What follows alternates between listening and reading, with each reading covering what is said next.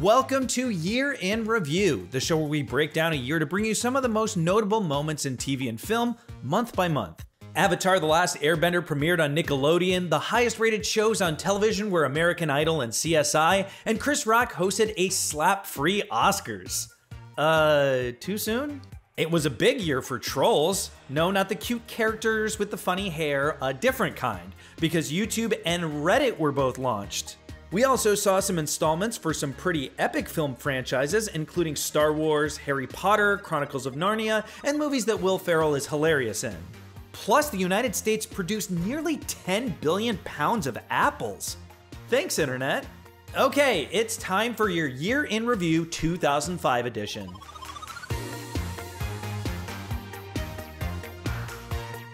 What about you? You ever been in love?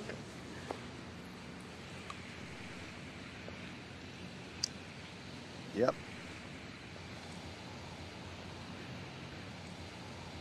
But you're never gonna know that. Okay, I think we've had enough of the juice box. We eased into this year with a nice little rom-com in February called Hitch.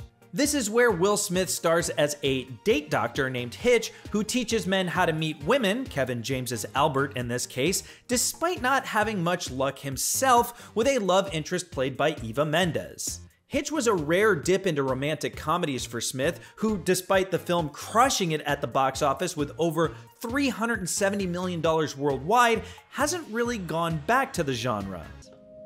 You see, I'd like to see the areas where I can afford to take some risks. I gotta check my schedule. This call? Great. Let me give you my number. Do you have a pen? I don't think I have one.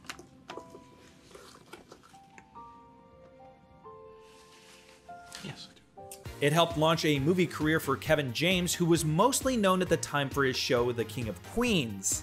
Just think, if it wasn't for this, maybe we wouldn't have gotten Paul Blart Mall Cop a few years later, so crisis averted. Critics say, despite Hitch's predictability, Will Smith and Kevin James win praise for their solid, warm-hearted performances.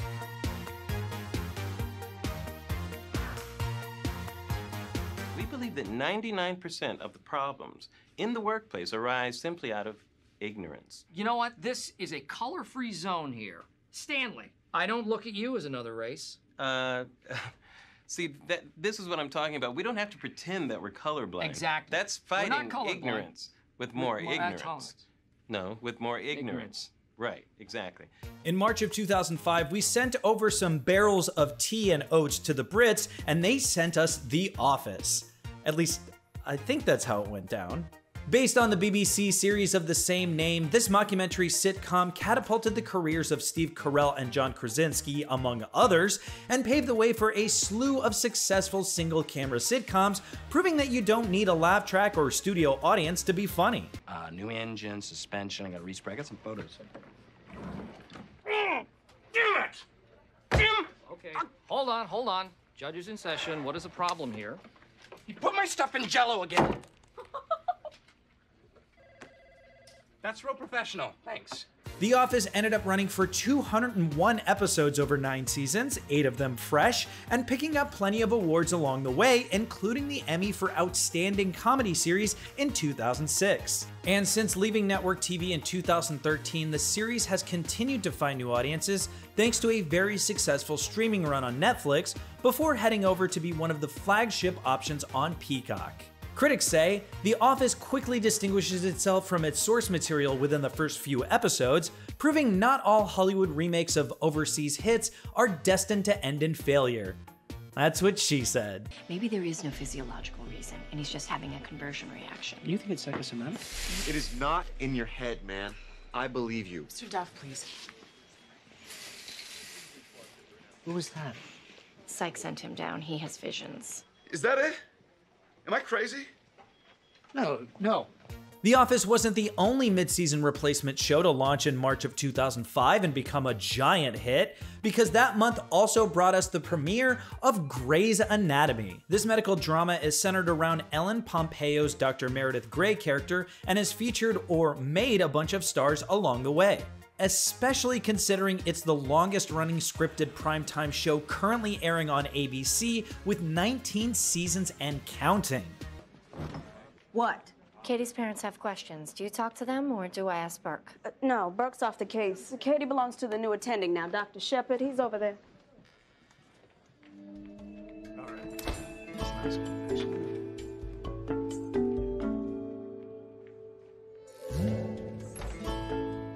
The show was created by Shonda Rhimes, who continued to write for the series until 2015, all while creating a number of other hit series like Scandal and the Grey's spin-off Private Practice. The successful run has put Grey's Anatomy into cultural phenomenon territory, in part because everyone started McLabeling everything at one point after a number of characters nicknamed Patrick Dempsey's character, come on say it with me now, McDreamy. Critics say, a guilty pleasure that's short on guts, Grey's Anatomy and its cast of improbably fresh-faced characters may be addictive, but lacks authenticity.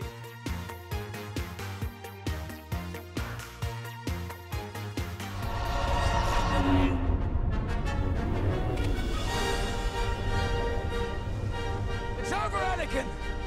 I have the high ground! You underestimate my power! Don't try it!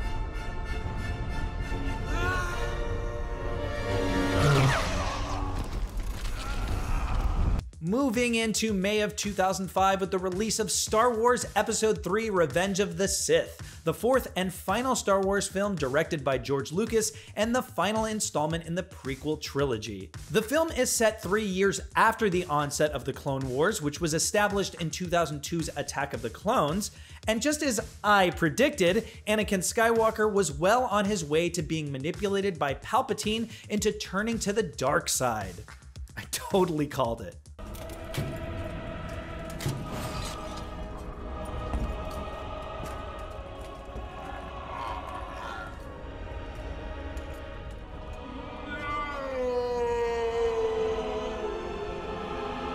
It all culminated in an epic final battle between Ewan McGregor's Obi-Wan and Hayden Christensen's Anakin, something that took them nearly 2 months of fencing and other training to prepare for. Episode 3 pulled in over $868 million to become the highest grossing film in the US and the second highest grossing film worldwide in 2005, and was the most well received of the prequel films by both fans and critics. And with the emergence of various Star Wars series on Disney+, Ewan McGregor has returned as Obi-Wan Kenobi, with the story continuing 10 years after the events of this film. Thank you, streaming wars! Critics say, with Episode 3: Revenge of the Sith, George Lucas brings his second Star Wars trilogy to a suitably thrilling and often poignant, if still a bit uneven, conclusion. We have an emergency here! This is an emergency situation! Hey, just chill out! It's not that big of an emergency! Hey! Hey, did you How do you like that? Oh! Lady! What is wrong with you? Oh! Get a grip on yourselves, people! You're a bad kitty. Coming later in May was the DreamWorks animated film Madagascar, featuring the voices of Ben Stiller, Chris Rock, Jada Pinkett Smith, and David Schwimmer, among others. The movie follows a group of animals from the Central Park Zoo who end up stranded on the island of Madagascar and are forced to adapt to this new world. Like when 22-year-olds move from Iowa to LA. Despite some mixed reviews from critics, it's rotten on the Tomatometer. Madagascar performed well at the box office as the 6th highest grossing film of the year. I don't know how things are, I don't know how things are normally run around here, but obviously there's been some sort of major screw-up, which is cool. So if you could just point us towards the administrative offices, we'll just, We're hot and new.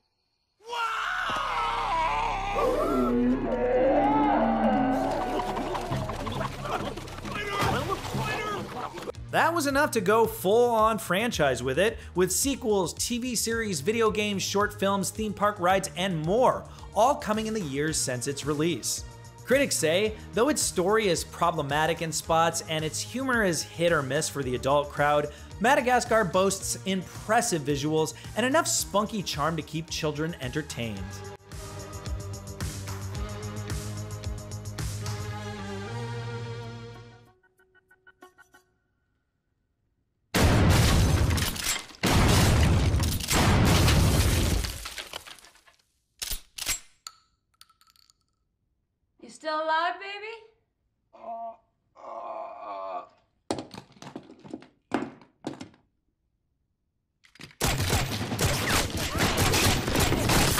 As we head into June of 2005, we're welcomed by a lovely couple known as Mr. and Mrs. Smith in the rom-com action flick of the same name starring Brad Pitt and Angelina Jolie as the Smiths. The casting carousel for the leads included combinations like Johnny Depp and Cate Blanchett, Will Smith and Catherine Zeta-Jones, and Brad Pitt with Nicole Kidman, then Gwyneth Paltrow, before Angelina Jolie stepped in to join Pitt, a pairing that also became a thing in real life. The movie performed well at the box office, and after a failed ABC pilot in 2007, a second attempt at a reboot series went to Amazon with a green light in 2021, with Donald Glover and Maya Erskine set to star.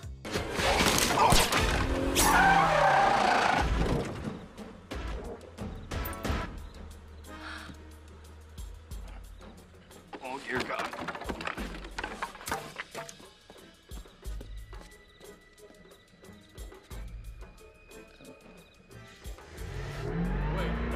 No. Accident. Buddy, accident! Jane, stop the car! Now! Contrary to popular belief, Mr. and Mrs. Smith is not a remake of the popular Alfred Hitchcock film with the same title. It was, however, inspired by the short-lived television series Mr. and Mrs. Smith with an ampersand, which starred Scott Bakula and Maria Bello and ran for 13 episodes starting back in 1996. Yes, a Scott Bakula reference. Critics say, although this action romance suffers from weak writing and one too many explosions, the chemistry generated by on-screen couple Pitt and Jolie is palpable enough to make it through this thoroughly enjoyable summer action flick. Chaz? What the f do you want? I'm John Beckwith. I'm friends with Jeremy Gray. Why didn't you say so? Come here, brother. Give me a hug. Also arriving in June, and without an invite, may I add, was the certified fresh comedy hit Wedding Crashers starring Vince Vaughn and Owen Wilson. The film hilariously introduced the masses to the art of crashing weddings and funerals thanks to Will Ferrell's amazing appearance, not to mention just how great Bradley Cooper can be as the bad guy. The creators of the film also made a reality TV version called The Real Wedding Crashers, which aired for just 4 episodes on NBC in the spring of 2007. You know, she's not just another notch on the old belt. Don't even wear a belt. Beltless. I'm a very powerful man. Yes, you are. See you for dinner. But the Wedding Crashers legacy doesn't stop there, because the movie also inspired the music video for Maroon 5's 2014 song, Sugar, which showed the band crashing real-life weddings and was also directed by this film's director, David Dobkin. Gotta love a full circle moment. Critics say Wedding Crashers is both raunchy and sweet, and features top-notch comic performances from Vince Vaughn and Owen Wilson. How is she? She's fading. We gotta go. I'll get my car. I brought mine. Yours.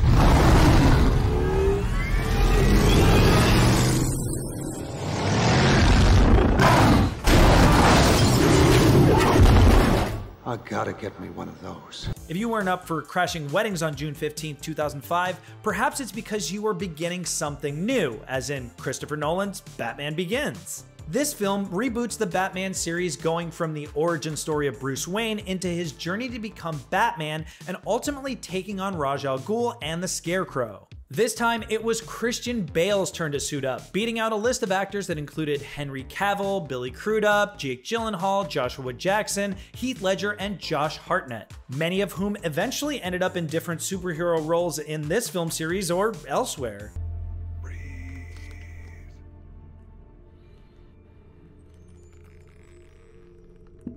Breathe in your fears. Face them. To conquer fear, you must become fear. You must bask in the fear of other men. And men fear most what they cannot see. Bale's take on the character was good enough for a trilogy, and he's continued to influence the look, feel, and sound of the character in the years since. And by sound, I mean Bale lost his voice 3 times during filming because of the way he altered it. Yes, I realize you're all saying it like him out loud to yourselves right now. Critics say, brooding and dark, but also exciting and smart, Batman Begins is a film that understands the essence of one of the definitive superheroes.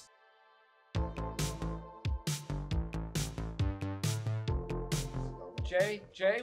Be tough, Andy. You got it. Where did Jay go? He went to throw up. Ready? Yep. 1, 2.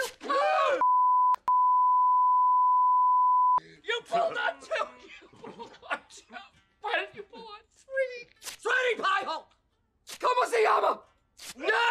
Kelly Clarkson!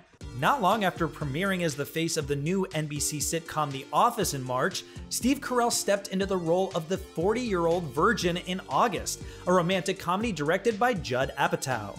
Carell impressed Apatow with his performance in Anchorman the year before, and they ended up writing this film together as Carell's first starring vehicle based on a sketch that Carell created when he was at the Second City. Do you mind if I use your Magnum? Yeah. Oh, wow. You gotta be kidding. Oh. I am Aquaman.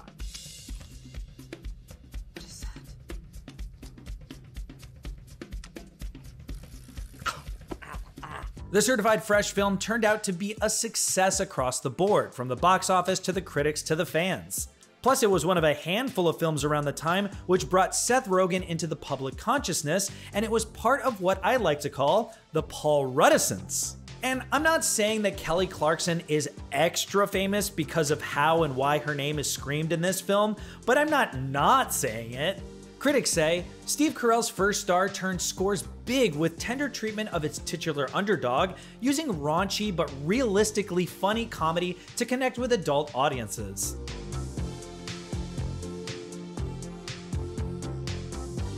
Ted, let's wrap. Statistic. At every New York party, there's always a girl who has no idea whose party she's at. She knows no one you know, and you will never see her again. Do you see where I'm going? How with this? Barney, I don't think so. Scoping. Man, you're a dork. Target acquired. And now it's time we play a little game I like to call Have You Met Ted? Oh, come on. The fall of 2005 kicked off what would be a CBS sitcom staple for years to come, when How I Met Your Mother premiered in September. The series revolved around Josh Radnor's Ted character, whose narration in each episode is actually Ted telling his kids in the future how he met their mother, and a bunch of other stuff that happened with his friends too. With Neil Patrick Harris, Kobe Smulders, and Jason Segel rounding out the cast, and don't forget the late Bob Saget as narrator, the show ran for 9 mostly fresh seasons and wrapped in 2014, but has lived on in syndication. Okay, so I didn't want to get a boyfriend-level gift for a girl I was just about to break up with. So you dumped her right before her birthday? No, I didn't dump her right before her birthday. Uh-oh. Natalie, hey, happy birthday. Listen. Never break up with a girl on her birthday! Lily, please! Not only that, after a failed attempt at a How I Met Your Dad spinoff at CBS, the How I Met Your Father version did get the green light on Hulu, launching in 2002 with Hilary Duff as the star. Critics say How I Met Your Mother begins with a distinctively likable ensemble, intriguing storytelling hook, and an endearingly sweet sensibility right out of the gate, but the jokes elicit more smiles than laughs, and the series' sentimentality may divide more hearts than it conquers.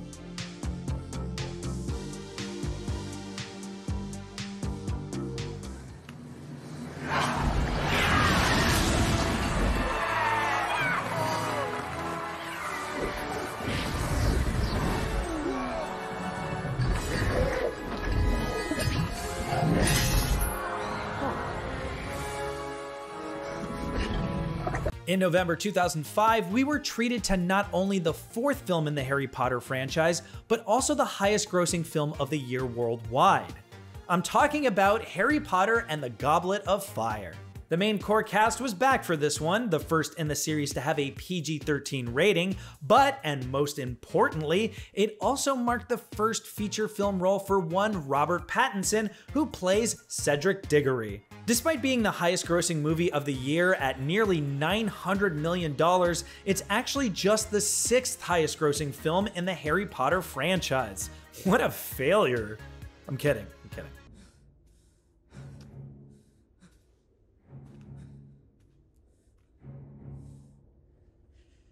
Have it your way.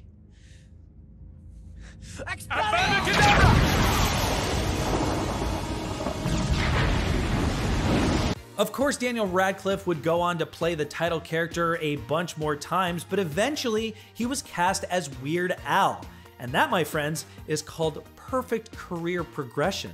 Critics say the main characters are maturing and the filmmakers are likewise improving on their craft. Vibrant special effects and assured performances add up to what is the most complex yet of the Harry Potter films.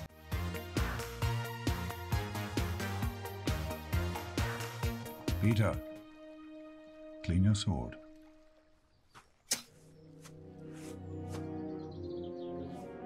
Rise, Sir Peter Wolfsbane, Knight of Narnia.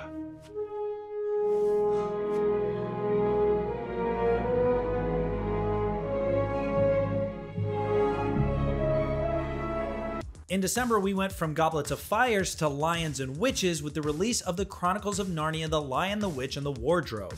Based on the 1950 C.S. Lewis novel of the same name, the film features the voices of stars like Liam Neeson, Tilda Swinton, Rupert Everett, Michael Madsen, and more in a story about 4 kids who travel through a wardrobe to a magical place called Narnia.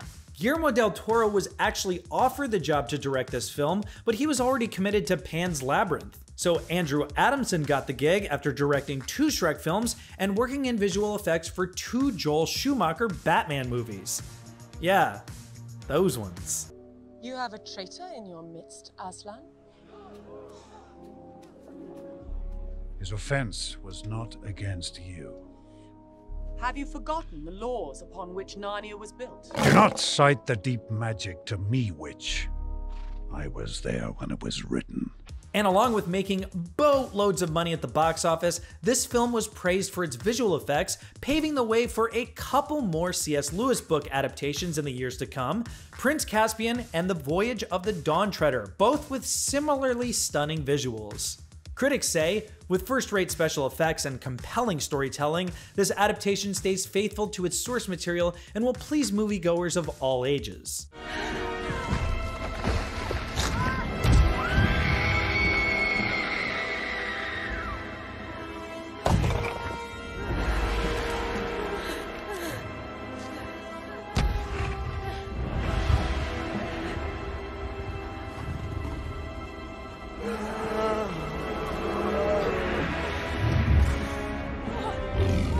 And finally, in December 2005, really went out with a Kong. I mean, bang, with the monster hit King Kong.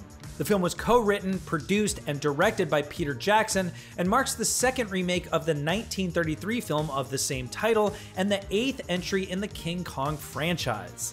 This time, Naomi Watts, Jack Black, and Adrian Brody star, with Andy Serkis stepping into the gorilla suit, aka motion capture suit.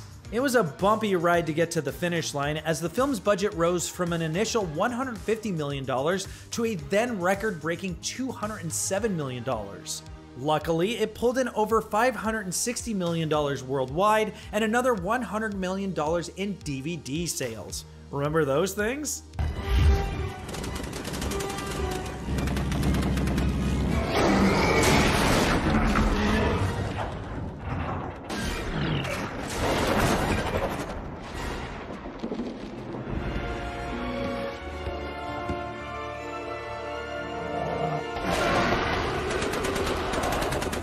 Peter Jackson wanted the star of the original film, Fay Wray, to make a cameo and say the final line of dialogue, but she passed away during pre-production at 96 years old.